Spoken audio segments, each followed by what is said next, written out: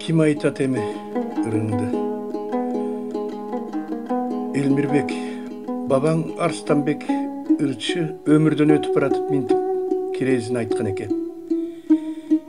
Tigilip ajal gelgende atqa minse buttаған, alkımından jıttаған, kolun koyup başına asta sekin uktаған.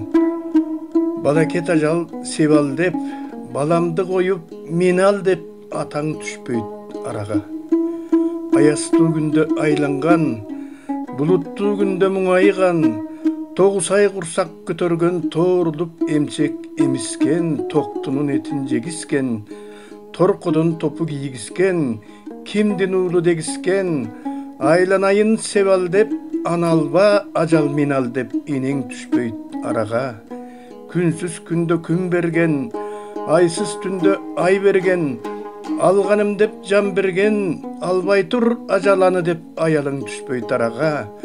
Аялуу сөзү кош болгон, антташып сага дос болгон, Азрейил келгенде досуң түшпөйт араға.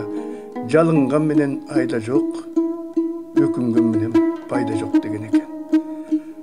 Дагы бир зал карабаң чоңду койчуман уулу Айтике акын дүйнөдөн кайтканда минтип ырдаптыр. Капилет кеттиң дүйнөдөн, калайык жоктур күйбөгөн. Калкыңда адам жок эле кадырлап сени сүйбөгөн.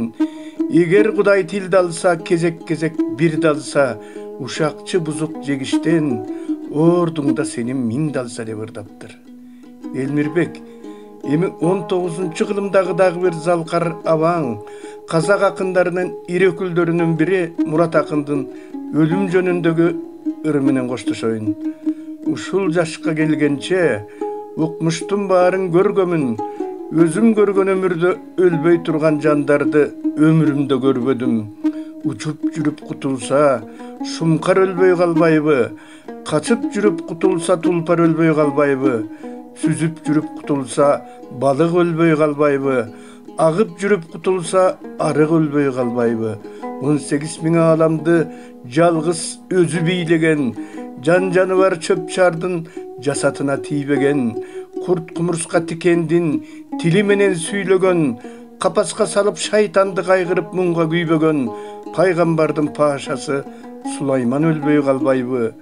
Тегеренип жөтөлсө тыңдаймын деген тың чөлгөн, ылайык кебин айта албай ырдаймын деген ыр чөлгөн, алыстан келип атайы сындаймын деген сын чөлгөн. Баатырды өлбөс жаратса, арстан мүнөс албарс көз, манас өлбөй калбайбы деп келип.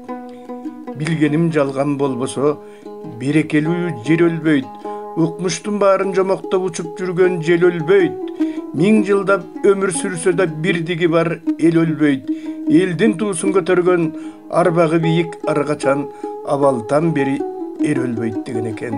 Элмирбек, сен элиңдин туусун көтөргөн эр азаматыбыз элең. Сен өлгөн жоксуң. Сенин экинчи өмүрүң элиң менен түбөлүк жашай берет.